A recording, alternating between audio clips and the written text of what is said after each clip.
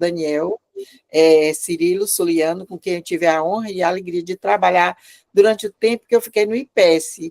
Sempre achei o Daniel uma pessoa que eu admiro muitíssimo, ele é uma pessoa extremamente culta, muito inteligente, é um economista de mão cheia, além de ter outros atributos. Uma vez eu me encontrei com ele no aeroporto, ele falou várias ideias, e desde aquele tempo eu fiquei me lembrando. Quando a gente pensou em fazer esse seminário, eu logo me lembrei de você. E, Daniel, hoje é o dia, né, 27 de março, foi no ano passado que ele faleceu, e toda a comunidade científica ficou bem arrasada, porque a gente achava que era uma morte, não foi divulgado o motivo, né, a razão na época, mas às vezes as famílias não divulgam mesmo, né, a causa morte. Então a gente achou que era uma coisa normal, assim, de idade, sei lá. Mas aí depois, quando apareceu isso, então faz exatamente um ano, e daí porque a gente quis fazer hoje, até porque todo esse fórum do prospecto a gente sempre faz nas últimas quintas-feiras, certo? Tem aqui alguns alunos e uma das pessoas, né, e alguns fazem parte do prospecto, que eu estou vendo aqui, como Érico, Matheus, né, que são pessoas que são bolsistas e tudo, colaboradores, voluntários, e o Deoclésio, que é o nosso braço direito, que ele é uma pessoa que está atualmente fazendo doutorado em Porto, Portugal, e é uma pessoa bem entusiasta de economia comportamental, que também conhece muito. Então, vou falar um pouco sobre o Daniel, né, que é o nosso convidado, e pedir desculpa a você, porque a outra convidada, que era a Darla, me ligou dizendo que ela teve que fazer uma cirurgia de emergência e não podia participar, certo? Então, vai ser só eu, né, vou fazer algumas questionamentos que eu vou já explicar. Na verdade, eu vou deixar bem à vontade, que eu sei que o Daniel fez uma coisa elaborada para depois a gente conversar, né? Eu peguei a opinião de algumas pessoas e dessas para poder ter ideias exatamente para a gente, né, aquecer o debate. Um deles foi um juiz federal, né, que conhece bem essas coisas também. Aí, então, eu queria falar que o Daniel Soliano é doutor em economia pela Universidade Federal do Ceará, é analista de política pública do IPES, certo? E ele atua nas áreas de economia com ênfase em métodos quantitativos, economia do trabalho, e tem interesse em filosofia e economia. Eu que acrescentei essa filosofia, porque eu tenho certeza que ele tem, certo? Não foi, Daniel? Você percebeu? Professora, aí, só fazendo uma correção aí, a minha trajetória com a senhora é muito mais longa, né? Porque eu já comecei na graduação, fui 2 anos monitorando a sala de micro, economia 1 e 2, né? Verdade, viu? Ele foi meu monitor em micro, brilhante monitor que eu tive num projeto de microeconomia aplicada. Ele sempre foi um estudante muito brilhante e depois no IPES, né? No IPES que a gente trabalhou junto. Mas Se reencontramos. encontrou, mas veio de antes do IPES. E eu já o conhecia, viu? E eu fui aluno da senhora também de organização industrial. Foi também. É, exatamente, é isso aí. Pois então, Daniel, você, como é que você quer fazer? Você começa a falar, mostra, você tem aquela apresentação, né? Deixa eu ver se eu consigo aqui compartilhar, porque assim, professor, o meu estilo vai ser estilo TED Talk, sabe? De ser bem objetivo. A senhora me deu 1 hora, mas eu quero tentar fazer em, no máximo, 20 minutos. Se eu esticar um pouco, vai ser por a questão que eu passei de segunda até hoje, cada dia eu mudei uma vez alguma coisa da apresentação. Então, até hoje mesmo eu mudei alguma coisa e pode eu ser... já vi que está muito boa e vi que está bem objetiva também. Mas a minha ideia, na verdade, ela é jogar luz sobre as questões para gerar uma discussão, certo? Então, e ela tem ela é bem objetiva, para também evitar de cansar as pessoas e instigar mais os questionamentos, né? Porque como vai estar bem claro na apresentação, uma decisão desse tipo é uma decisão que envolve o que a filosofia chama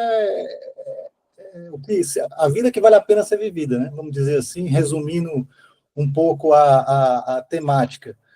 Então, e a decisão está muito relacionada a isso, né? Até que ponto chega o momento de você querer partir, né? Se você tem esse privilégio de decidir, né? Porque se tem 2 decisões que nessa vida que a gente não escolhe, né? Quando chega e quando sai dessa vida, né? Mas para algumas pessoas pode ser possível você tomar a decisão de querer partir, né? É possível, em certa medida, você poder decidir isso, né? E no caso do Kernon, ele optou por fazer isso. Então, a apresentação vai ser duas partes de uma forma bem objetiva para deixar uma discussão em aberto. Deixa eu tentar aqui. Eu não sei se eu consigo compartilhar, e se eu não conseguir, é porque eu não domino muito bem, aí por isso que eu Não, mandei para a senhora. certo. Aí a gente vê aqui, não se preocupe, não. E, pessoal, isso que ele está dizendo, viu, para quem está ouvindo, enquanto ele tenta ir, ele botou exatamente para as pessoas que estão aqui prestando atenção participarem. É exatamente para surgirem questionamentos, certo? Deixa eu procurar aqui, onde é que eu olho, onde é que eu procuro? Configurações, é? Não, tem um quadradinho com a seta em cima. Tá aqui, achei. Aí é janela, tela cheia, é aqui. Tá aqui, procurar, compartilhar, pronto. É, Pronto, deixa eu ver aqui. Para a apresentação, né? é. Deixa eu não... Espera aí, de novo aqui, vamos lá. Quer botar, Deoclésio? Você primeiro abre a apresentação, aí depois no compartilhar... Eu tenho que deixar ela aberta, Exato, exato. Deixa eu aqui... Abre primeiro, Deixa eu ver aqui.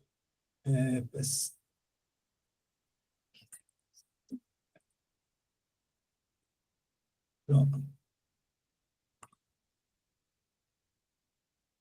Pronto, eu consegui aqui abri-la. Aí você vai agora no botão compartilhar e vai ter a opção janela e você escolhe a janela que está... Peraí, essa seta, né? A setinha. Aí é tela, janela, é? Janela. Aqui, peraí, deixa eu ver se dá certo. Pronto. Prontinho, aí você pode agora mudar, você vai para a janela do aplicativo e vai só passando os slides que a gente já está acompanhando. Deixa eu ver. Eu ignoro para a apresentação aqui, é? Não, pode ignorar, não precisa parar não. Se você parar, deixa de compartilhar. Agora é só passar aí os slides. Pronto. Eu vou até marcar o meu tempo, porque eu gosto de ser pontuação britânica e cumprir bem o calendário, tá? certo. Só aqui foi o meu cronômetro, que eu vou também gerenciando meu tempo para a gente ter uma objetividade, né? Não ficar tão esticado e sem objetivo. Vamos lá. Perfeito. Pronto, deixa eu ir logo aqui logo no primeiro slide. Deixa eu ver como é que eu faço para passar, hein, Deoclésio? Você vai lá, vai no aplicativo que está aberto, no caso no Acrobat, né? Sim, é. Eu passo aqui, pronto. Exato. Pronto, entendi. Tá excelente. Vamos lá. Para mim começar, eu adotei assim 4 orientações que eu estou chamando de preceitos, né? Para a gente ter um certo delineamento do como a gente vai seguir. Quais são esses 4 preceitos que eu vou seguir? O primeiro é um percurso que eu estou chamando ele de método, né? O método é uma palavra que vem do grego, né? A gente vai ver daqui a pouco que a gente está embebido da cultura grega, né? Nossa formação ocidental é praticamente grega e romana, mas muita coisa do que a gente absorve no nosso dia a dia é grego, e a própria palavra método vem do grego, que significa o quê? Estar no interior de um caminho, ou seja, eu vou ter um caminho. Se fosse o Deoclésio, a professora Eveline que fosse apresentar, outro caminho poderia ser seguido, e assim sucessivamente. Então, o fato de... eu mesmo poderia ter seguido outro caminho, né? O meu método vai ter um certo caminho, e obviamente que esse caminho poderia ter sido diferente. Com que objetivo? Porque todo saber, como eu falei, o método ele tem uma direção, né? Não existe uma linearidade, vai existir uma linearidade para um método, e outro método vai ter uma outra linearidade, vai ter um outro caminho. Esse é o primeiro preceito que eu adoto. O segundo que eu vou adotar, na verdade são 2, que estão nessas 2 frases sintetizadas aí. Uma é de um filósofo chamado alemão Whitehead.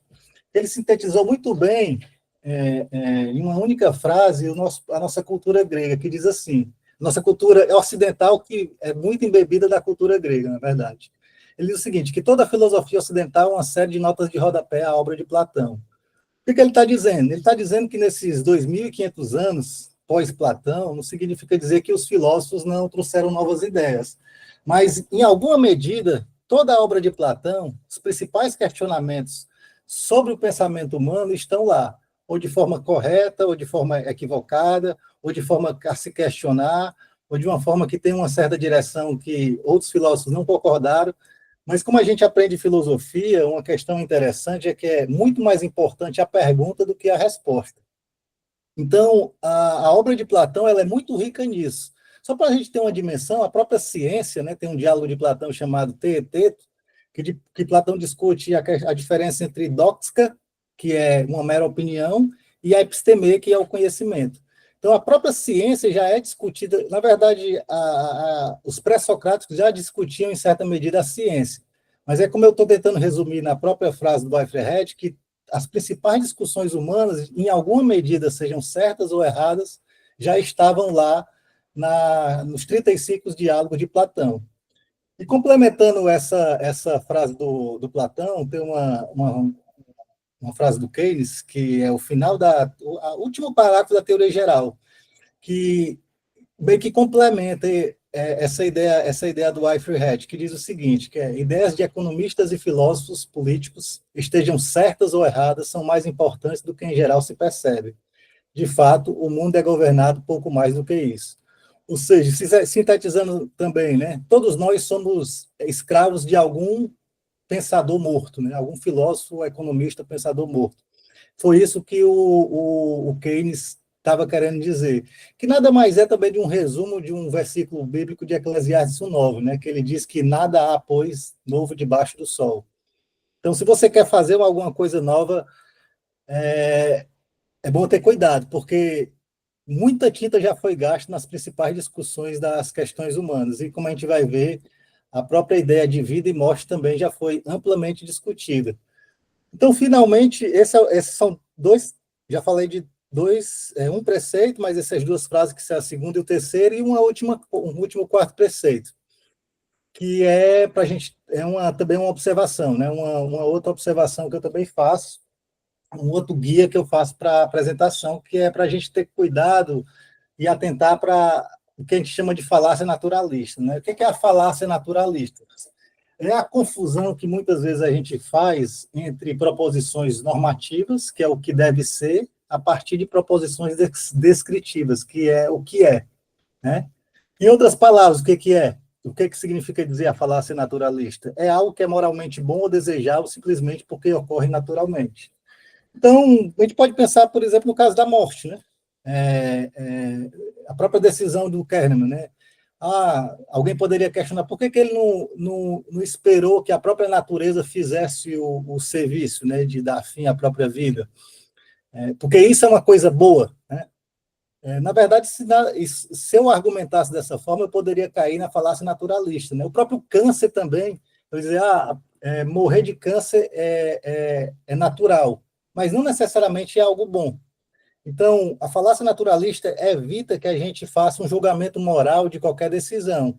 E como a professora Eveline deixou bem claro para mim, numa discussão que eu tive com ela na semana, é importante a gente apenas avaliar a ideia do que a tomada de decisão em si do Kahneman, e não fazer nenhum tipo de julgamento. Obviamente que cada um pode ter uma opinião, principalmente se você tem uma visão mais religiosa de o que significa a partida, né, a perda da vida, mas a ideia aqui é fazer uma discussão mais de um ponto de vista filosófico, né? No sentido de tentar entender a condição humana, a natureza humana e de uma pessoa que passou a vida toda questionando decisões, né?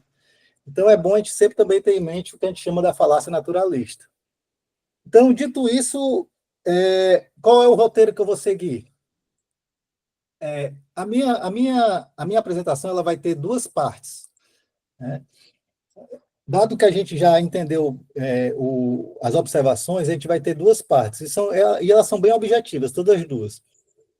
A primeira parte é o que eu estou chamando de símile. Símile é uma palavra chique, né, uma figura de linguagem chique que a gente chama, né, para chamar comparação, né, na linguagem, né, ou no caso do português, que é a nossa língua aqui, é fazer uma relação de semelhança entre fatos, comparar fatos. E qual o fato que eu vou comparar? Bom, o fato que eu tenho é a última decisão do Kahneman, eu coloquei aí entre parênteses, que é a reportagem que a professora me passou, que foi do Wall Street Journal, né, contando sobre a decisão dele. E a primeira coisa que me veio à mente, quando eu li aquela reportagem, foi os diálogos de Platão, né? E mais especificamente os diálogos do Críton e do Fédon, né? Os quais têm como principal interlocutores o Sócrates. Então, a primeira parte da apresentação é o que eu chamei de 6 símiles que eu vou usar, 6 comparações que eu vou fazer. Eu retirei, toda vida que vocês verem entre aspas, vai ter, porque é alguma palavra, foi as próprias palavras do Kerner que eu fiz em tradução literal para facilitar, para deixar a discussão mais rápida, e outras partes da apresentação, da reportagem que eu retirei. Então, vou fazer uma comparação entre algumas partes dos diálogos de Platão, Críton e Fédon, principalmente do Fédon, né? São os 2 diálogos que tratam sobre a morte de Sócrates, né? Por isso que o principal interlocutor é Sócrates nesses 2 diálogos. E a reportagem do Wall Street Journal. Então, vamos lá. Essa primeira parte, ela tem 6 comparações dessas 2 mortes. A primeira comparação é que, se a gente observar bem, como eu falei lá no começo, a gente tem uma cultura muito grega, né? Até na forma como a gente decide retirar a vida, é uma cultura grega. Porque lá no diálogo do Críton, que trata principalmente da decisão de quando Sócrates foi condenado à morte, os gregos tinham um respeito muito grande pelo conceito de cidadania, né? Eles jamais respeitavam muito a questão da violência entre cidadãos, isso principalmente na cidade-estado de Atenas. Então, jamais alguém retiraria um cidadão retiraria a vida de outro cidadão. É tanto que o próprio Sócrates foi obrigado a tomar o copo de cicuta, né? Ele não existia um pelotão de fuzilamento para ele retirar a vida, né? Ele foi obrigado a tomar o copo de cicuta, que seria um veneno na época para ele matar. E lá na reportagem diz o seguinte, né? Que o Kernan viajou lá para a Suíça, né? E a Suíça ela adota, né? O suicídio auto-administrado de dose letal, né? E tem alguns requisitos, que é o que está escrito aí, né? Você está em sã consciência, tiver pelo menos 18 anos, e os motivos daquele que estão lhe ajudando não forem egoístas. Mas, se você observar bem, o que eu coloquei sublinhado está muito semelhante ao que aconteceu lá com Sócrates, né? Assim como o Kahneman teve que auto-administrar a dose letal dele, o Sócrates também teve que tomar a sua dose de cicuta para deixar essa vida, né? Essa é a primeira similaridade. A segunda similaridade que eu encontrei, eu poderia ter encontrado várias, sabe? Mas eu optei por essas 6 que eu achei mais interessantes. As decisões, ambas as decisões têm um conteúdo muito do que a filosofia grega chama de racional, né? A gente está muito acostumado a falar em racionalidade econômica do ponto de vista utilitarista, né? Que é analisar a decisão a partir de que o que é bom e o que é mal. Uma vez que eu pondero o que se aquilo que é bom preponderar diante daquilo que não é tão bom, eu tomo a decisão. Mas a palavra racional no grego, ela tem a ver com você deliberar, pensar. Na verdade, sistema, para usar uma linguagem do livro Rápido e Devagar, sistema 2, né? Antes de você decidir sistema 1 de forma impulsiva, você utiliza o sistema 2 para pensar. Essa é a verdadeira racionalidade lá na Grécia Antiga. E no diálogo do Críton, no diálogo do Críton, diz que Sócrates racionalmente ele diz que ele foi dada a opção para ele, vai ser, na verdade, a minha terceira similaridade, mas ele optou por racionalmente tomar a decisão de tomar a cicuta, mesmo que ele achasse a sentença injusta, né? Ele, como eu coloquei aí para a gente acelerar mais, eu coloquei no final, né, uma forma de morte cívica, por vezes, imposta pela pena do ostracismo, né? Um cidadão grego jamais, nessa época da cultura de Atenas, ele jamais se via em não cumprir os seus deveres.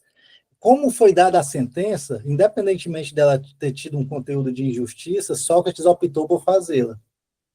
E essa frase do Kahneman, que eu tirei lá da reportagem, eu acho que ela tem muita similaridade com esse pensamento do Sócrates, que ele diz assim, né? Mas tomei minha decisão precisamente porque queria evitar esse estado, né? Então, esse estado vai ficar mais claro lá no final da apresentação, que ele chama desse estado é um estado de decadência, né? Ele não se via mais em condições, vamos dizer assim, normais de temperatura e pressão para viver uma vida que ele tinha vivido. Então, essa segunda similaridade está muito relacionada a essa decisão racional de optar por tomar a ação. A terceira está muito ligado à amizade, né? Obviamente, quando a gente deixa, em um momento oportuno, chegará o momento para todos nós, né? De deixarmos esse mundo, né? E a pior dor que tem não é de quem vai, porque essa pessoa vai, a gente não sabe o que acontece em outro plano e se é que acontece alguma coisa, né? Mas principalmente das pessoas que estão aqui, né? Os amigos, principalmente, né?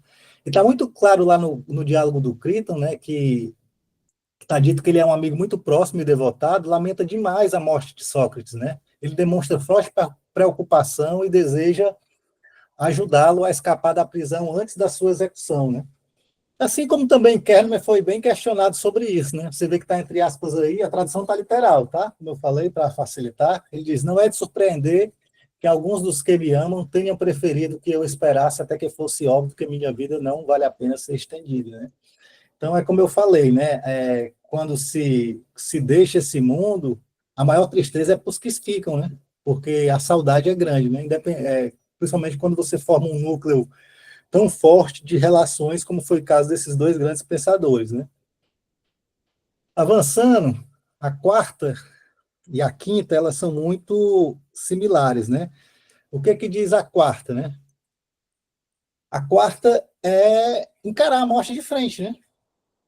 A gente está numa cultura ocidental mais recente de temer muita morte, né? Mas certamente depois de uma análise mais profunda, né, o que na Grécia se chamava de meditação, né? Que por Oriente é outra coisa, né? Mas a tradução, né? Mas meditação lá significava dizer ou razão ou uma análise profunda, né? Sócrates diz no diálogo de Criton que a vida de um filósofo nada mais é do que uma preparação para a morte, né? E assim, essa frase para mim que eu retirei essa frase final de um parágrafo que eu tirei do Kahneman, eu achei muito interessante, que tem muita parte, reflete muito esse pensamento socrático, né? Quando ele diz assim, ó, se você estava inclinado a sentir pena de mim, não sinta, né? Porque é da vida, né? É como eu falei, um dia todos nós, em alguma medida, teremos que confrontar com isso. Então, não é questão de você não se solidarizar com a situação, mas é porque faz parte da decisão, né? A quinta está muito relacionada com isso, né? Que é o que é a morte, né? O que é a morte? Obviamente que poderia dar um outro debate só para decidir, só para discutir o que é a morte. Mas como eu estou focado nesses dois, o que Sócrates pensava da morte? Sócrates argumentou em várias vezes no Fé, na verdade, o ponto fulcral do diálogo do Fedon é discutir sobre a imortalidade da alma, né? Um dos argumentos que ele usa lá é exatamente a questão de como o corpo se dissolve e a alma permanece, né? Obviamente que em termos de conteúdo é diferente, né? Que está bem claro aí, o conteúdo do Kahneman é outro. Mas a abordagem da ideia é a mesma, né? Ambos refletem sobre a morte. Assim como o Sócrates argumenta sobre a imortalidade da alma, o Kahneman foi bem sucinto em dizer que o que é a morte para mim? Eles aí dormir e não acordar, né? Quem pratica bastante os quatro cavaleiros da longevidade, né? Que é atividade física intensa, meditação, alimentação saudável e o principal, que é você ter uma noite agradável de sono, eu acho que vai entender bem essa frase do Kahneman, né? Porque quando você tem uma noite de sono agradável, dorme bem, e apaga total, a sensação que você tem é que estava morto. Então, assim, eu particularmente que tenho um afeto muito grande pelo sono, dentro dos quatro cavaleiros é o que eu acho mais importante, né? Os quatro cavaleiros da longevidade, eu entendi bem a profundidade dessa frase dele, né? Que dormir, morte e dormir não acordar. Só quem já teve um sono muito profundo sabe da importância disso, né? Bom, avançando, a última, é encarar a morte de frente, né? Ninguém tem medo. Dois grandes pensadores não disseram que tem. O que o Sócrates diz, né? Que a morte para ele é um enigma, né? Na verdade, se a gente pensar bem, até hoje essa pergunta está aí, né? E justamente por não saber, ele diz que não teme.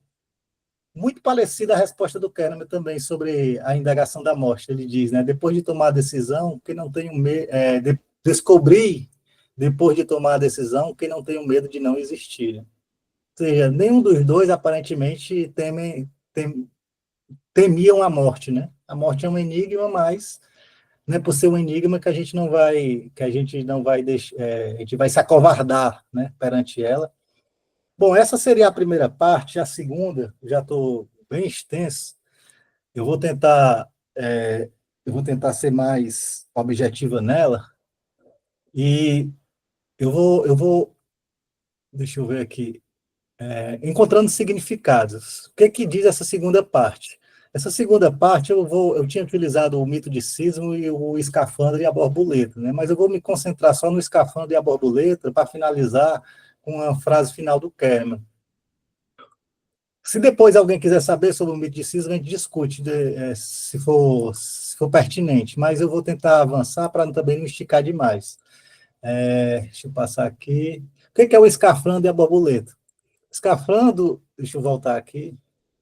O Escafandro e a Borboleta foi um título de um livro de um francês, Jean-Dominique Bauby. Escafandro e borboleta são palavras de significado simbólico que reflete sua experiência vivida. Quem leu aquele livro do Antônio Damasio, O Mistério da Consciência, ele aborda de forma fisiológica o que foi essa experiência desse francês, né? Na verdade, que acabou também virando filme, né? O Escafandro e a Borboleta é um título também de um filme do que se baseou no livro. O que é ele, né? O que é a história do Dominique? Dominique sofreu um AVC, deixando-o completamente paralisado. Ele perdeu todos os movimentos do corpo, exceto o movimento de sua pálpebra esquerda. Esse acidente resultou na síndrome do escarceramento. O que é isso?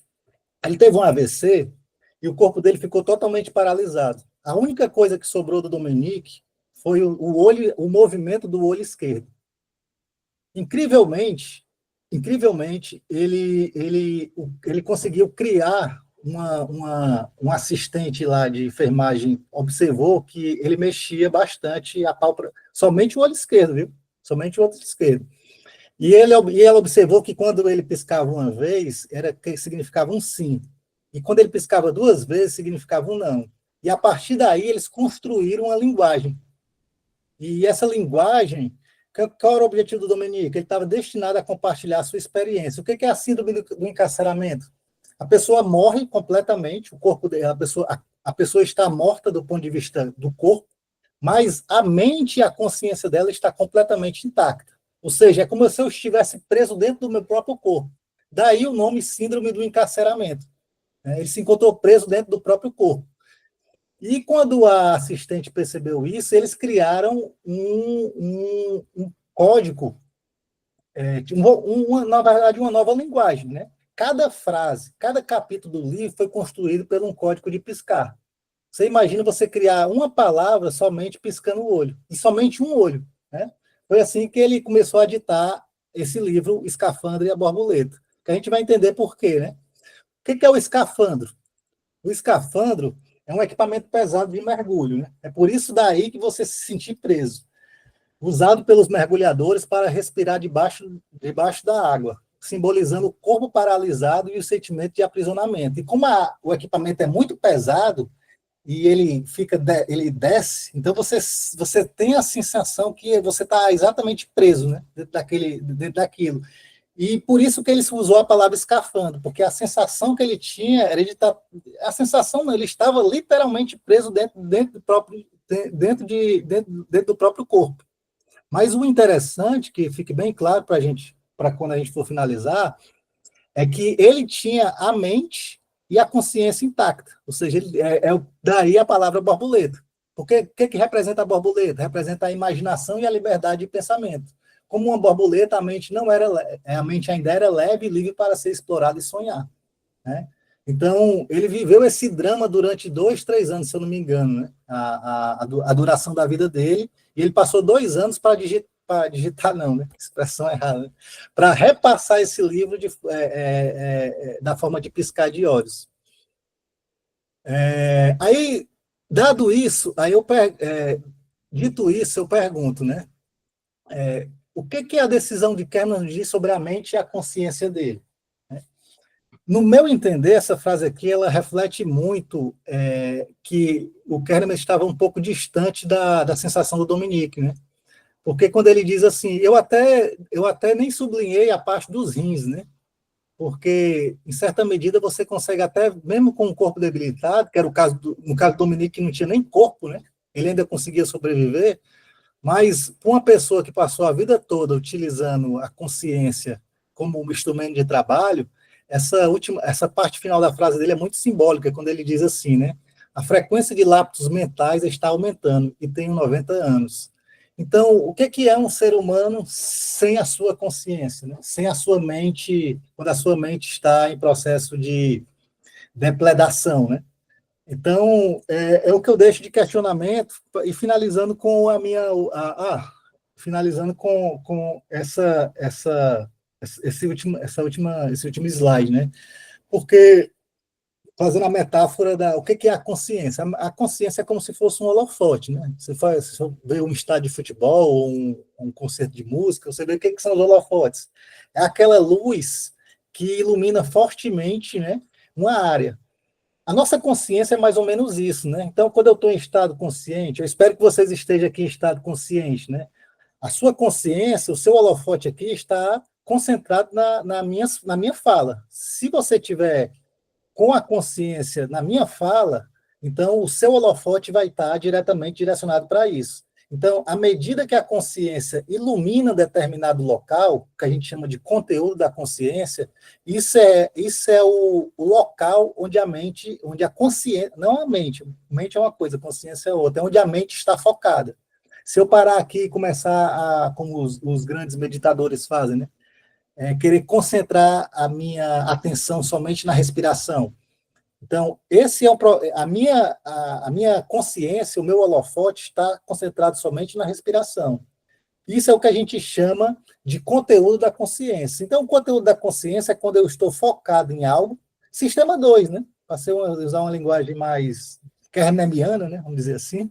Sistema 2, né? Eu estou focado em um determinado ponto. Ou pode ser diversas coisas, pode ser vários pensamentos, sensações, percepções, ou até memórias que eu posso estar resgatando. Contanto que eu esteja focado em alguma coisa, a luz do holofote esteja concentrado nisso. Mas aí fica a questão, né?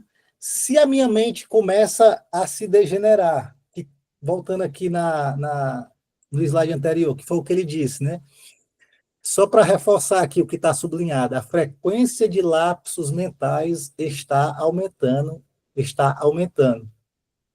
E voltando para o slide seguinte, fica a questão. Se eu estou tendo perda da capacidade cognitiva, se a minha mente não está funcionando, eu estou perdendo o controle dela, não tenho mais direcionamento, e eu não consigo mais colocar a luz do holofote em determinado ponto. Para finalizar, fica a pergunta, né? O que resta de mim? Aparentemente, para o Kahneman não restava mais nada, né? Daí que no meu entender, foi o que fez ele optar por a decisão. Então é isso, né? Eu estiquei um pouquinho, mas... Puxa, brilhante, viu? Parabéns. Excelente, muito bom. Ponderou, colocou questões bem interessantes. Eu queria falar, muito obrigado, viu, Daniel? Você foi brilhante, eu achei super interessante. E o que você falou, parece que você, aparentemente, talvez o próprio Kahneman tenha se baseado em Sócrates, né? Porque você conseguiu reunir aí umas semelhanças que é possível que ele tenha pensado. Eu acredito que foi uma reflexão que demorou muito tempo, nessa reflexão dele. E uma coisa que eu queria dizer, assim, para colocar, né, como ponderação, é que aparentemente morrer para ele, então, porque ele foi o autor da teoria do prospecto, né? A teoria do prospecto, que quer dizer perspectiva, prospectiva, ela diz basicamente que pessoas são avessas à perda. Então, aparentemente, que as pessoas fazem tudo para não perder. né? Então, aparentemente, morrer para ele não significava a maior perda. Pelo que você falou e que a gente tinha lido, né, na matéria, aparentemente ter a perda, né, das faculdades mentais, entender essas coisas, a questão da degeneração física e mental, era uma perda maior, que ele não queria presenciar, não queria deixar chegar a isso, né, aparentemente. E eu queria falar também sobre algumas coisas assim que a gente soube, né, disso, que foi no dia 16 de março, saiu uma reportagem, né, no Wall Street Journal, né, e ele falou dessa carta de despedida, e tudo foi uma coisa bem chocante. Vários alunos vieram falar comigo, e tudo, e a gente vê claramente que quem leu o livro, né, ou quem estudou economia comportamental, sabe que ele usou o sistema 2, né, como o Daniel até falou aí. Ele planejou tudo, né, até a gente ponderou. Eu acho que, talvez, como eu falei, né, que dá para a gente ver pelo que você citou, que a perda pior para ele era outra, né, era essa questão da piora, né, de ele ver que a vida, e achava que podia dar um fim, um limite, planejou tudo, um mês, né, o dia, inclusive, né. Então, eu vi uma reportagem realmente que ele não acreditava em nada depois. E isso é uma coisa interessante, né, e até eu coloquei no nosso grupo, que a gente comenta, porque existe um filósofo, Platão, né, bem antigo, que eu até repassei para você, que a gente, às vezes, dá para mostrar num joguinho, que é o diálogo de Platão, que ele fala, né, dessa questão de se existe ou não existe Deus, né, e que você olhando como se fosse uma matriz normal de teoria dos jogos, é como se fosse racional você acreditar, porque você ou tem o céu ou tem o consolo, né, em vida.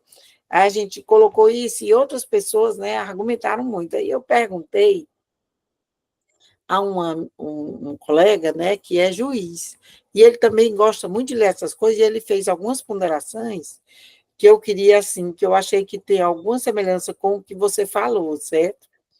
Ele falou, basicamente, né, ele fez algumas ponderações sobre isso, né? Ele colocou que realmente, se a pessoa não acredita em mais por esse lado, né, realmente parece ser mais. Isso é, o que ele falou foi uma decisão totalmente racional, mas, apesar de haver essa ponderação, que seria racional também você acreditar, se ele não acredita, então ele ficaria naquele quadrão inferior esquerdo do quadrante, que é nada, né? Aquele que é nada. Que o primeiro é céu ou consolo, o outro é inferno ou nada. Se ele não acredita em nada, ele acha que não acontece nada, né? Aí ele não falou muito sobre esse quadrante, mas falou que essa questão do fim é uma questão bem central, mas que ele citou um autor, o Viktor Frankl, que a eleição do fim último determina o caráter, pois é ele quem guia a colocação dos meios necessários em nossa atividade. Daí que quanto maior e mais nobre o bem a ser buscado com o último fim, maior será a nobreza e a exigência que a pessoa se impõe sobre si. Eu achei isso bem parecido com o que ele falou, com o que você citou. Então, o que resta, né, nessa última frase, principalmente, que é como se o fim último, né, que você tem uma missão, e o seu fim último, você sabe que a partir dali não pode fazer bem, deve ter sido essa a ideia dele, né? Isso não significa nem que a gente concorda, nem que a gente discorda, né? Eu, por exemplo, sou católica, né? Ele estava naquele quadrante inferior esquerdo, eu não estaria, certo? E como eu sei que algumas pessoas aqui, mas foi uma maneira que a gente achou que era interessante discutir, e eu tenho a minha pergunta, assim, que não é nem uma pergunta, né, que eu achei muito bem feito o que você falou, é sobre essa questão da perda. Então, a perda realmente para ele, né, não era a morte, né, que para a maioria das pessoas essa seria a perda última, né, está acima de bens materiais de tudo. Essa é a minha pergunta. Alguém mais quer perguntar? Deoclésio? Eu achei sensacional também, assim, as comparações, né? Desde o início, quando você falou que e tem até também uma frase, se não me engano, do Lavoisier, né, de que no mundo nada se cria, tudo se transforma, né? E isso também vale para as ciências sociais, de certo modo, né? Então, assim, eu acho que a comparação, né, e a gente conseguir fazer esses paralelos foi uma ideia brilhante. Gostei muito da apresentação. Eu tenho alguns questionamentos, assim, porque sempre que a gente fala de questões de comportamento, de consciência, filosóficos, eu acho que cada um sente de forma diferente, né? Eu achei muito interessante quando você falou sobre... Aliás, tem alguns questionamentos, eu vou começar, certo? Certo. O primeiro foi sobre os 4 cavaleiros da longevidade, né? Você disse que valoriza muito o sono, né? Que acha super importante e tal. E comigo é exatamente o contrário, né? E a minha questão é sobre como é que se a consciência, né? Se o estar ciente é o holofote da vida, como você usou, né? Como é que a gente pode... E o Nietzsche, por exemplo, ele diz, né? Não estou lembrado aqui exatamente agora qual livro, ele tem uma fala que também eu já vi, que ele diz assim, que o sono é render-se diariamente, né? Então, assim, quando você está dormindo, né, você não está consciente, né? Então, assim, como é que a gente consegue... Não é um paradoxo a gente valorizar o sono como um remédio, um dos cavaleiros da longevidade, mas, ao mesmo tempo, reconhecer que a consciência é o holofote da vida. Então, como é que eu posso valorizar muito o sono se, nesse momento, o meu holofote se apaga? Né? Então, como é que essas contradições podem ser comparáveis? Né?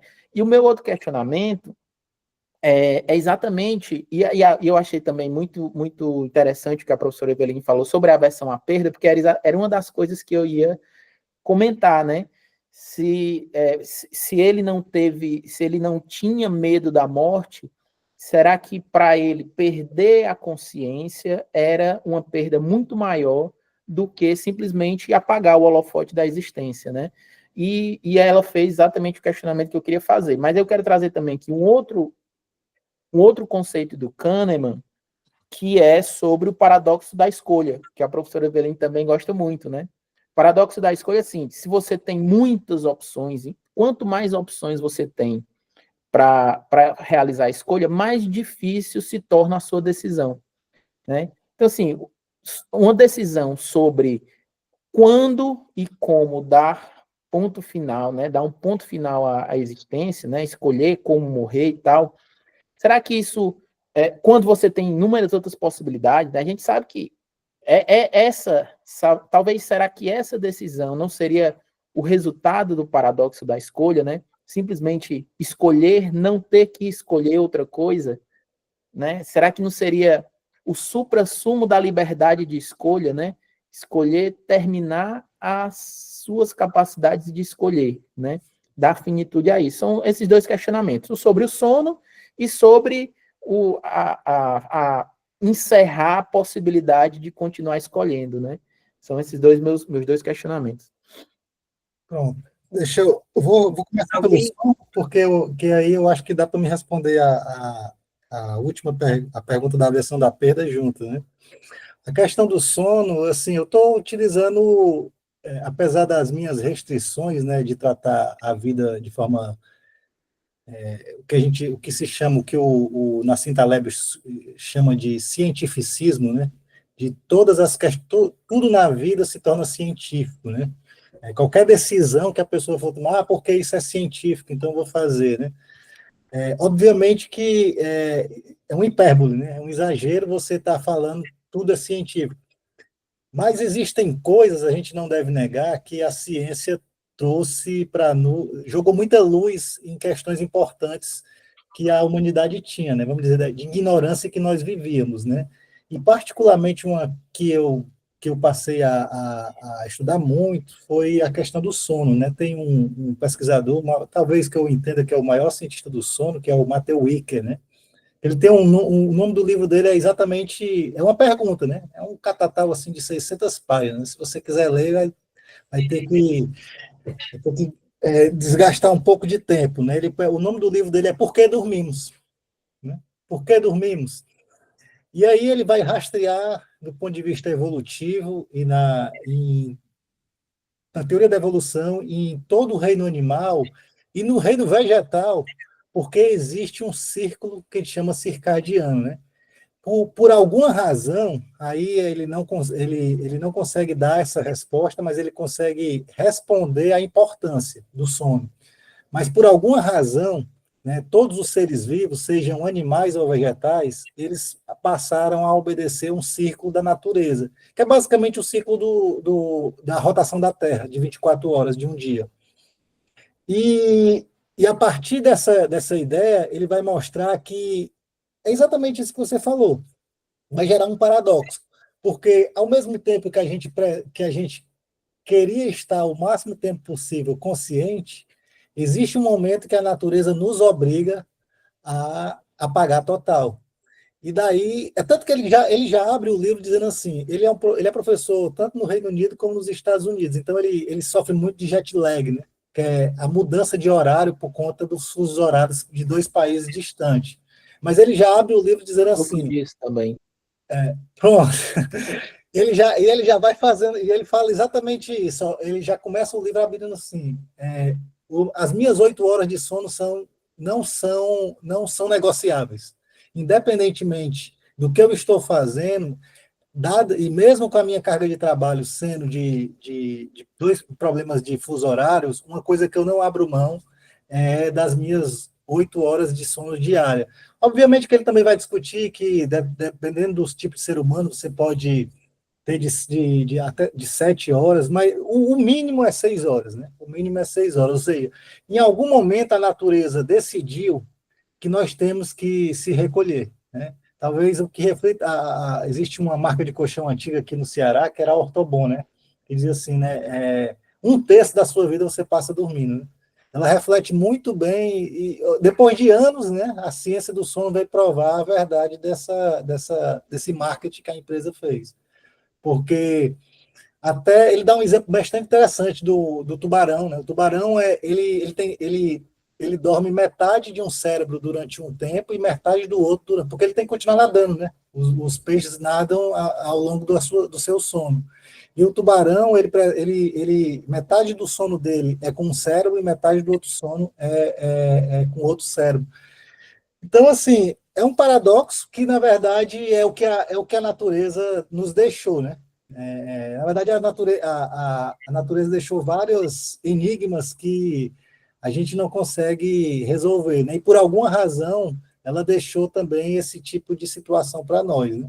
Então, quando eu falei da questão da importância do sono, foi mais ou menos trazendo à luz desses resultados interessantes que a ciência tem encontrado. A questão da aversão da perda, né? A professora citou aí o Viktor Frankl, né? O Viktor Frankl foi um filósofo que ele passou por 4 campos de concentração. Ele sobreviveu a 4 campos de concentração, né? E é tanto que ele escreveu um livro somente em função disso, né? Que o nome do livro é sobre o... Como é que eu tô com o livro aqui? Deixa eu só ver. É o pai da logosofia, né? Do Em sentido. busca de sentido. Em busca de sentido, o nome do livro do Viktor Frankl, né? Ele vai contar que existe algo, existe algo que está muito a ver exatamente com o caso do Dominique, né? E com o caso do Kahneman. Porque ele, mesmo tendo passado por 4 campos de concentração, tendo sido humilhado do jeito que ele foi, né? Ele conta toda a história, né? Como ele era médico, ele também ele ganhou muita confiança dos soldados nazistas, porque alguns, de alguma forma, iam consultar ele, né? E, em alguma medida, ele também, até isso, ajudou a sobrevivência dele. Mas ele conta uma coisa interessante no livro Em Busca de Sentido, é que se pode tirar qualquer coisa de você, né? Menos a sua consciência, né? Se você tem um sentido para a sua vida, né? E você torna esse sentido, né? A busca para achar algo, a vida vale a pena ser vivida, né? Então, a cada hora, a cada momento que ele passou nesses 4 campos de concentração, ele só tinha um objetivo de vida, que era reencontrar a família dele, né? E a história da vida dele foi muito linda. Ele morreu mais ou menos com 90 anos, se eu não me engano. Depois reencontrou a mulher. Eu acho que ele passou. Eu li um pouco sobre a história dele. Se eu não me engano, ele também já com acima de 60 anos.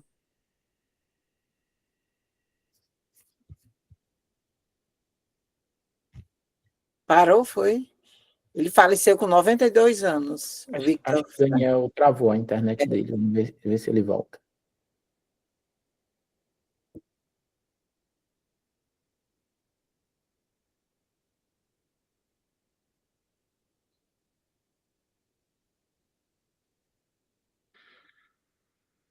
Muito legal essa discussão aí, viu, professora?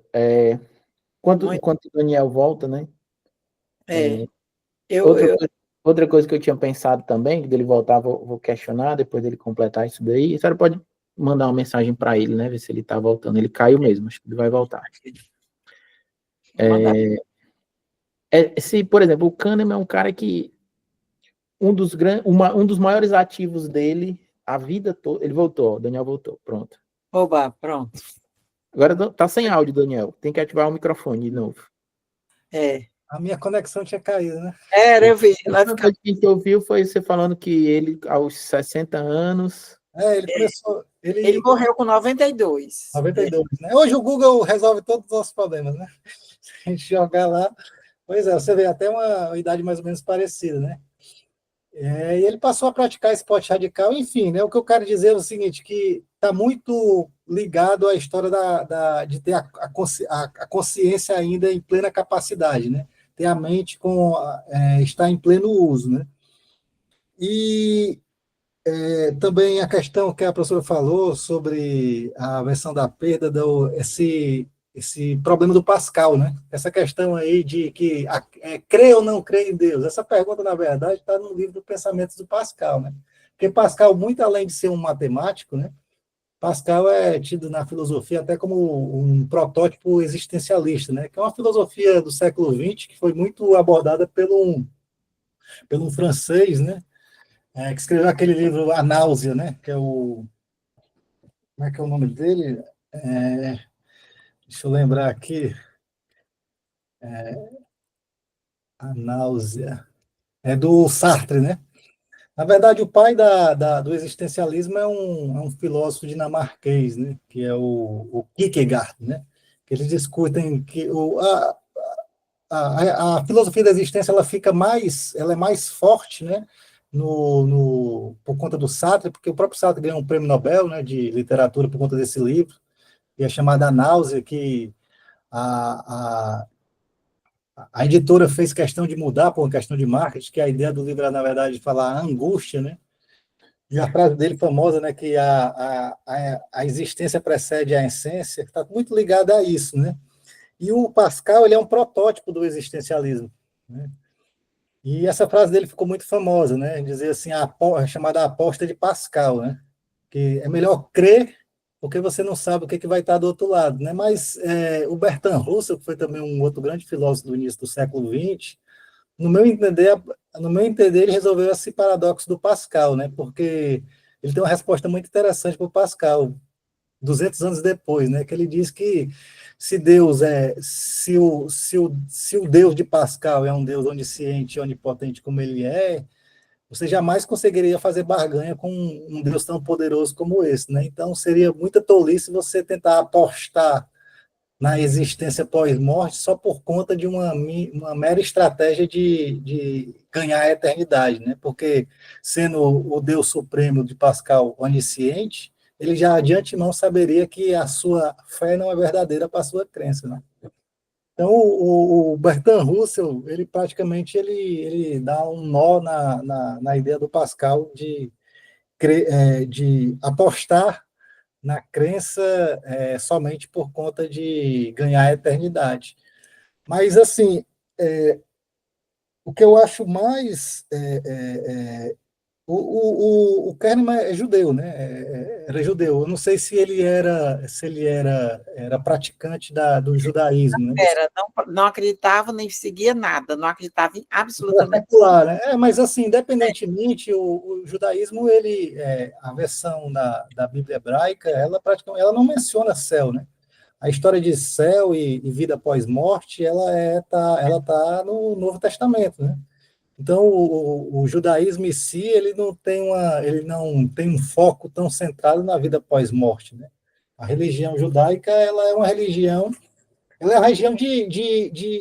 uma região moral, né? É uma região de ética, né? É por isso que você tem uma civilização judaica tão longa, né? Porque a comunidade é que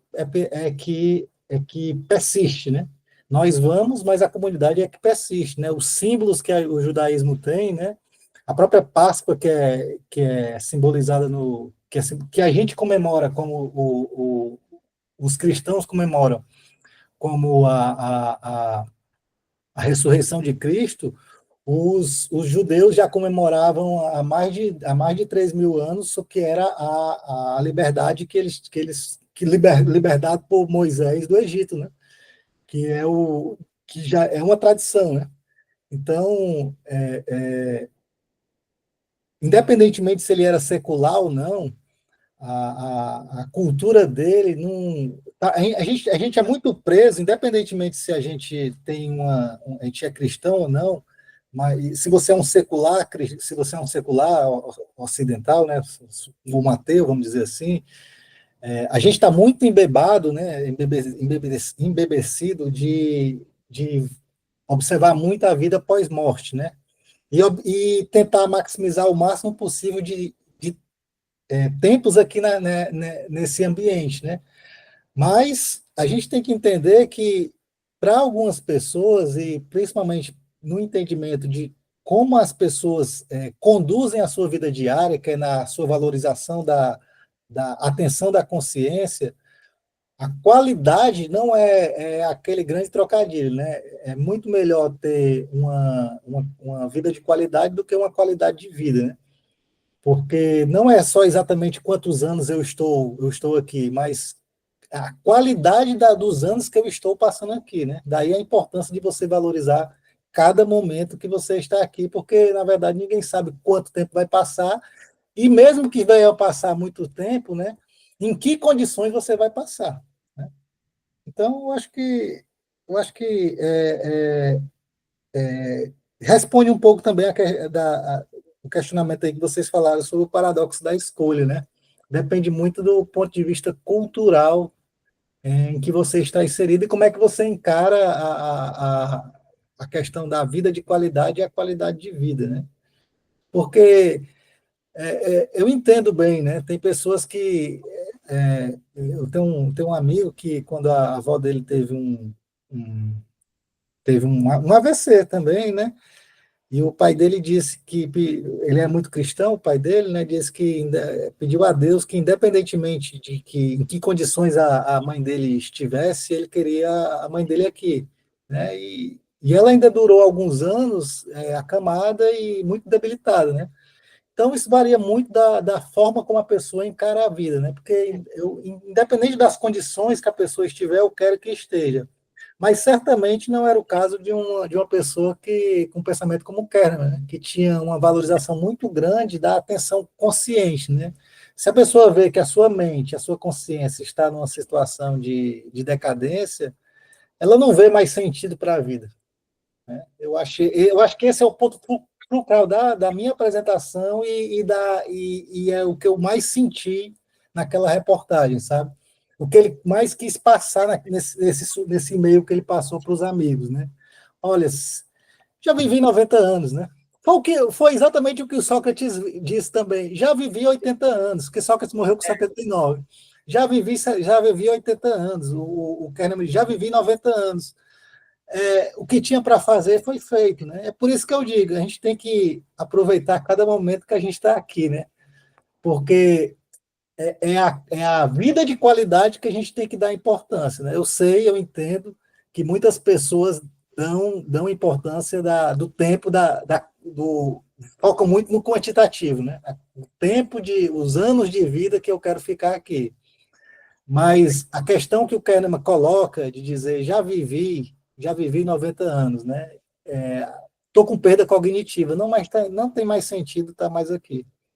Eu acho que o medo era maior para ele, certamente. Eu não sei se o medo, né, professor? Eu acho que como eu acho que se eu tiver que deixar uma mensagem, é a questão da forma. Porque medo, claramente, né, eu acho que se foi na minha quarta indagação, né, ele coloca claramente, temer a morte ele não tem, né? Assim como Sócrates, né? Mas, assim, para que viver desse jeito? A grande pergunta é: vivi 90 anos, vivi bons 90 anos, né? Vivi bons 90 anos. Agora, se for para viver desse jeito, eu prefiro que não seja assim, né? E eu tenho esse poder de tomar essa decisão, né? E eu achei ainda muito mais, eu achei muito profundo também quando ele diz, né, que ele não endossa, porque uma pessoa tão influente como ele pode gerar esse incentivo, né? Ah, se ele É, fez, eu vou fazer também, eu acho bonito, né? Mas é uma questão de você ver que, sabe, existem momentos na vida que a gente vê, ó, já tinha o que. Eu sei que essa é a decisão final, né?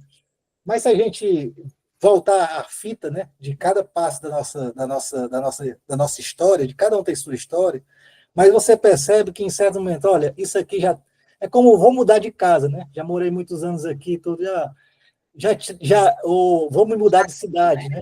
é, Eu já tinha o que tinha que dar, né? Uma frase que tem é, um é, cearense. exato. Então, eu acho que ele entendeu assim, sabe? Foram bons anos, foram 90 anos bem vividos. E se for para viver com perda cognitiva, Para ele, isso era assim. eu não vejo sentido.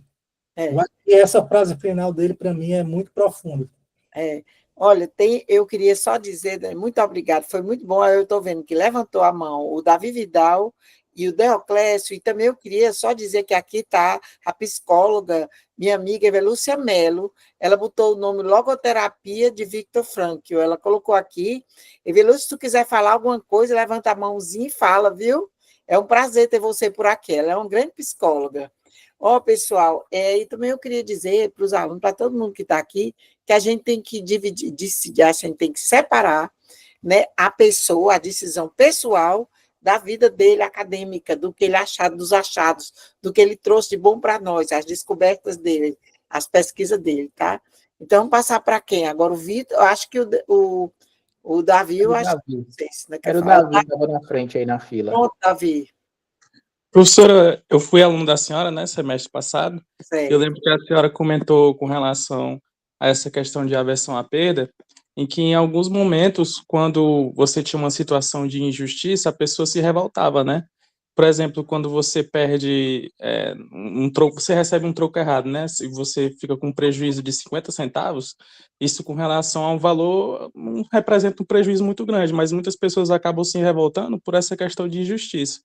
E aí, trazendo isso para esse lado da morte do Sócrates, o professor, ele não acha que a morte do Sócrates, né, foi a revolta dos amigos dele, não foi mais por uma questão de um sentimento de justiça do que pela questão da morte dele em si, tipo, eles não estão mais revoltados e indignados por o Sócrates estar sendo condenado à morte, mas pela injustiça que estão cometendo com ele, né? Porque, se eu não me engano, ele foi condenado por corromper a juventude, né? Toda aquela conversa, né? De que ele ofendeu os deuses e tudo mais. O que é que o professor acha disso? Deixa eu ver, Davi, deixa eu ver se eu entendi bem. A revolta que tu diz dos amigos, né? Dos colegas do Sócrates. Sim, se eles viam com injustiça. Não, o próprio Sócrates ele via como injustiça, né? Como você bem citou, né? Ele foi condenado por pensar, né? Corromper a juventude em Atenas nesse período clássico de Atenas era você indagar, né? O método socrático nada mais era do que um método dialético de questionar, né? Se as pessoas diziam, os sábios diziam, sabiam o que era justiça, ele perguntava, então me explica o que é a justiça, né? Então, e ele, nesse método dialético, ele chegava num ponto que as pessoas, chegava em determinado momento que a pessoa que estava sendo indagada, ela não conseguia responder, né? Obviamente que isso certamente isso causava um certo desconforto, né? E Sócrates tinha plena consciência disso, né? Não só os amigos, como ele também tinha consciência que foi injustiçado. Agora, o primeiro ponto de similaridade que eu achei interessante em ter colocado, né, independentemente da injustiça, porque é aquela coisa, né? A própria neurociência também já chegou a algumas conclusões que todos nós temos uma certa medida do que é injustiça. Esse exemplo aí do troco, né? Em certa medida, alguma injustiça ela tem uma certa subjetividade, né? Principalmente na política, né? Como a gente pode imaginar aí no cenário político. Mas numa maneira mais ampla, a mente humana, ela tem uma certa dimensão que, digamos, você passar um troco errado, né? Todo mundo tem a sensação, e a própria pessoa que faz o ato, ela tem uma sensação que aquilo é errado, né? Então, todos nós, a mente humana, a evolução nos programou de, em certa medida, entender que algumas coisas são injustas na vida. Mas foi por isso, e foi justamente que fez nascer a filosofia, né? Vamos imaginar se Sócrates não tivesse aceitado a oferta de Críton, né? Porque já naquela época já existia corrupção, né? Porque Críton conseguiu subordinar os guardas, né? E disseram, né? Olha, as correntes vão ser soltas pela madrugada, é só você querer sair. E Sócrates disse, não, isso vai contra tudo aquilo que eu vivi ao longo da minha história de Atenas, né? E viver no ostracismo, para mim, seria um absurdo. Assim como para o Kahneman, por isso que eu coloquei na primeira semelhança entre os dois, assim como o Kahneman, para ele não tinha sentido viver quem conhece uma pessoa que faz. Eu estou falando aqui da questão da hemodiálise, né? Que seriam quem faz hemodiálise são 4 horas por dia, 3 vezes na semana, né? Então, mais 1 hora de deslocamento, ou seja, do dia você perde 6 horas, 3 vezes na semana, só para fazer hemodiálise. Na frase lá ele diz, os meus rins já estão nas últimas. Mas suponhamos que ele estivesse disposto a fazer a hemodiálise, né? Porque, em certa medida, isso seria até reversível. Mas, claramente, é por isso que eu coloquei lá sublinhado, o que mais importava era a perda de capacidade cognitiva, né? Então, assim, e a similaridade que eu vejo dessa ação dele está muito ligada à questão do ostracismo que um cidadão grego iria viver. Então, a filosofia nasce, Davi, a filosofia, vamos dizer assim, a filosofia já existia, os pré-socráticos já existiam. Mas vamos dizer assim, a filosofia como grande indagação humana nasce exatamente pela injustiça que Sócrates é acometido, né? Talvez a filosofia ainda tivesse demorado mais alguns anos nesse sentido de questionamento, porque quando os pré-socráticos começam a fazer filosofia, eles fazem na physis, né? Daí o nome é a palavra física, né? Eles começam a fazer a pergunta do chamado arquê, né? Em grego, que é como tudo começou. É o que os cientistas hoje chamam de Big Bang, né? Mas os gregos já falavam do arquê, né? Qual é o início, né? Todos aqueles filósofos, Tales, Anaximandro, Anaximeto, todos eles já questionavam o primeiro princípio que dá origem a tudo, né? Isso já era filosofia, mas no sentido de physis. Physis no sentido de a origem de tudo. Mas a filosofia como questionamento humano, porque nós, humanos, transcendemos muito além da mera questão científica, né, como eu falei, do mero cientificismo. Nós humanos queremos questionar algo, queremos transcender algo. Por isso que a religião ela é um sistema de significado tão forte. Né? Por isso que o cristianismo é um sistema de significado tão forte. Por quê? Porque você transcende. Né? O ser humano está muito além do que está aqui. Né? Independentemente das suas crenças, até mesmo para um ateu, o ser humano tem essa necessidade de transcender. E certamente a filosofia teria ainda demorado mais se Sócrates não tivesse sido injustiçado, né? Às vezes, usando um clichê muito comum, né? Às vezes é preciso dar um passo para trás, para dar 2 passos para frente, às vezes é preciso dar um passo para trás, né? Talvez a injustiça de Sócrates reflita isso. Pronto, muito bom. Deoclésio. Tá. Acho que a gente conseguiria passar aqui a noite toda discutindo isso, viu, professor? É verdade, é porque já eu estou assim, apressando por isso.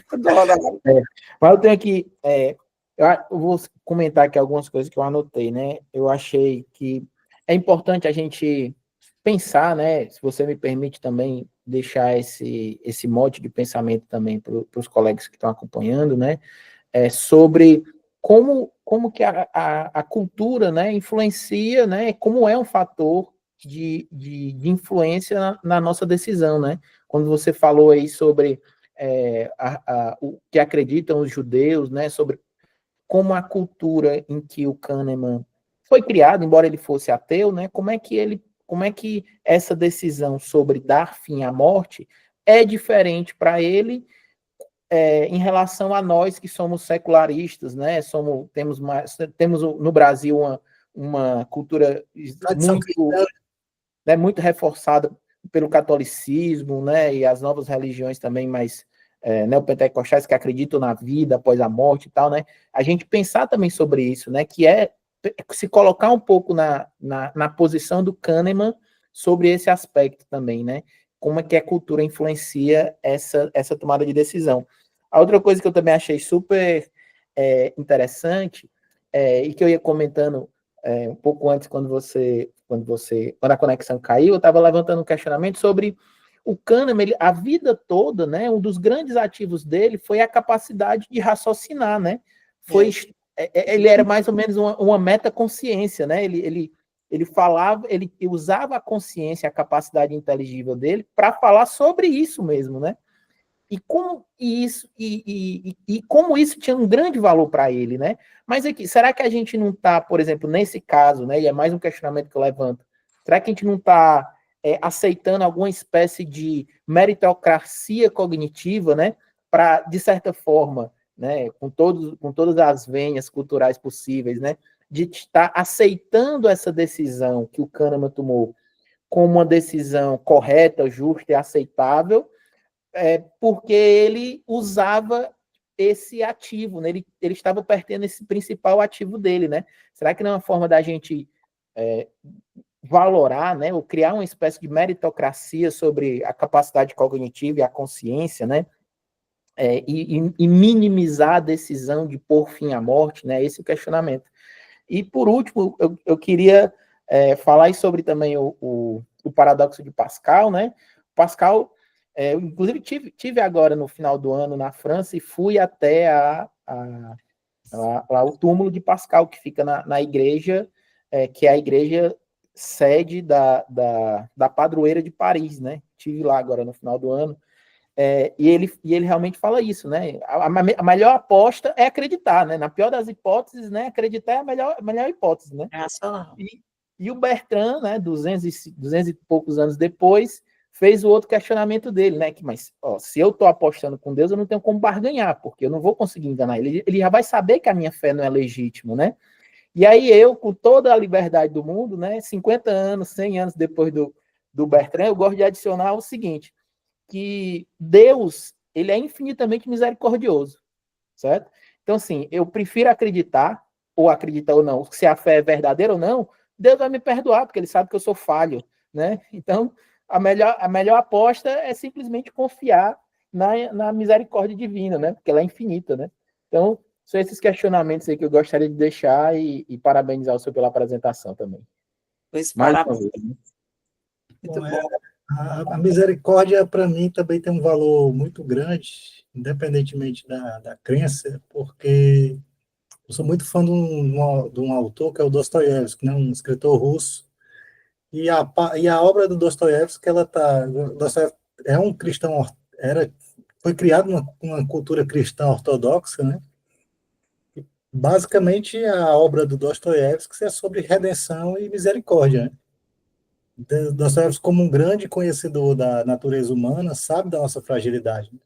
É uma questão, é um questionamento que de uma outra forma mais secular, né, que eu tinha colocado aí do mito de Sísifo, que eu acabei não apresentando, que é uma forma que o Camus, né, que é outro francês, né, no mito de Sísifo, ele aborda a questão da vida, né, da condição humana. Diante de um universo que é indiferente a nós, né, ainda é possível tornar o Sísifo feliz, né, que é o quê? Que é empurrar a pedra para cima só para ver ela rolar abaixo, né? Ou seja, será que a vida, mesmo a vida com a futilidade que ela tem, né, que é trabalhar em torno da sobrevivência, será que ela ainda tem uma certa dignidade, né? Camus vai dizer que sim, né? Que mesmo diante dessa futilidade é possível você ter sido feliz, né? Isso de maneira secular, né? É uma resposta interessante, mas a resposta do Dostoiévski, eu acho que ela é mais profunda, né? Porque, e do ponto de vista até neurocientífico, né? Eu estou estudando agora sobre emoções, né? E a neurociência ela é bem forte, né? Em dizer que além além das 5 emoções básicas que nós temos, a neurociência ela trata também mais de umas 4 emoções que têm alto potencial cognitivo. E um potencial cognitivo muito forte de uma emoção é a culpa, né? E a culpa é, se você faz algo de errado, né, algo lhe incomoda, né? Você não sabe o que está lhe incomodando, mas tem alguma coisa que te deixa. Eu fiz, tratei mal alguém, vamos dizer, roubei, né? Vamos colocar um exemplo bem forte, né? Roubei o lanche do fulano, né? Eu estava lá, vi, não tinha ninguém, peguei. É da natureza humana sentir a culpa, né? Você sabe que fez algo de errado e aquilo fica lhe perseguindo, né? E o Dostoiévski aborda muito de forma, no meu entender, de forma magistral, né? O crime e castigo é exatamente isso, né? E somente a misericórdia é que pode transcender um sentimento de culpa tão forte, e é uma emoção tão poderosa que é a culpa no ser humano, né? Então, a misericórdia seria uma outra discussão muito ampla a ser debatida, né? E a outra, a questão que tu disse sobre a metaconsciência do Kahneman, né? Eu, E a sinceramente, meritocracia, né? A meritocracia da consciência, né? essa daí eu vou ficar devendo, porque assim, eu entendo bem o que você falou. Como eu falei agora há pouco, a obra do Dostoiévski ela é muito profunda de tratar a questão da redenção, da misericórdia, da culpa do ser humano, que está diretamente ligada à tradição cristã, né? E a tradição cristã respeita muito na verdade, é muito forte, né, em criticar a decisão do suicídio, né, independentemente das condições. Mas também eu entendo muito bem a decisão do Kahneman, né? É uma situação tão complexa que eu só conseguiria responder se eu estivesse nas condições dele, porque assim, hoje eu me encontro numa capacidade cognitiva perfeita, né? Agora, eu imagino se eu estivesse usando aqui a própria frase dele, né? Que ele diz assim: a frequência de lapsos mentais está aumentando. Essa frase, eu acho assim de uma profundidade espiritual para mim. Quando ele falou isso, a frequência de lapsos mentais está aumentando. Olha, muito. Ah, Decidir aí realmente, como você disse, é cultural. é. Quem Tem está que na dar cultura dele o outro. O ano relativamente simples, né? Vamos dizer assim, né? Colocando umas aspas bem fortes, é relativamente simples numa cultura que ele foi criado, ele tomar essa decisão. Agora, para um cristão, isso e principalmente para um católico, né, professor? Que é católico, eu sei, a minha esposa é católica. É. Para um cristão, se colocar em maus lençóis. É, muito rica, viu, essa discussão de hoje.